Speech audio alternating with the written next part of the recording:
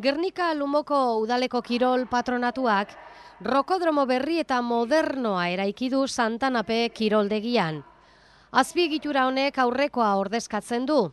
Dena dela rokodromo zaharra Urbieta inguruan jartzea aztertzen ari dira.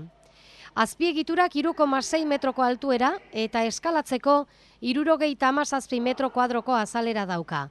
Lehengoak baino 6 metro kuadro gehiago beraz, metro bat altuagoa izanik. Gainera, atxikitzeko 400 pieza ditu eta erorketak leuntzeko koltsoneta bat ere dauka. Rokodromo berria ospea handia duen Waltopia enpresak ipini du Playboard delako egurrarekin egina, 7 pintura eskurekin laminatuta. Azkena, kuartzozko areazkoa.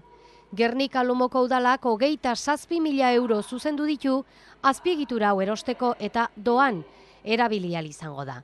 Zaletuek era individualean eta talde edo elkarte moduan erabili ahal izango dute rokodromoa.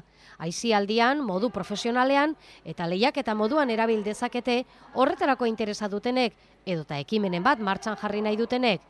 Gainera kirolariek arropa eta material egokia erabili beharko dute.